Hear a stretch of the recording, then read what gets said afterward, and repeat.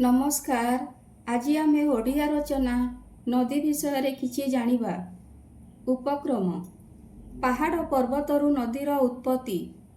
जल पर्वतरु प्रथमे झरणा आकार रे बही आसी नदी रे परिणत हुए। समतल भूमि रे तार प्रखर स्रोत भूई को काटी ओसारिया होई बहे।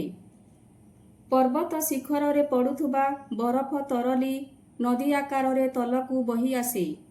हिमालय पर्वत उपरे बरफ पड़ी तरली गंगा जमुना सिंधु नदीर उत्पत्ति होईछि। आम ओडिशार मुख्य नदी गुड़िक हैला महानदी, काठजोड़ी, ब्राह्मणी, बैतरणी, सुवर्णरेखा, बुढ़ाबलंग इत्यादि।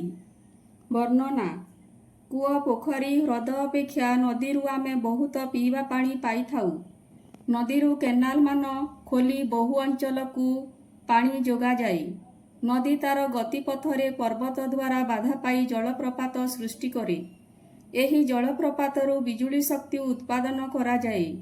नदीरू प्रचुर माछ मरा जाए, जहा आर्थिक संबल को सुदृढ़ करिथाए।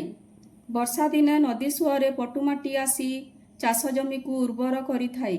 शेष कथा बढ़ी समय रे नदीर दृश्य बड़ भयंकर, किंतु अन्य ऋतुरे नदीर कुलुकुलु शब्द संगीत परी आनंद दिए। तार मनोरम दृश्य मन मोहे। धन्यवाद।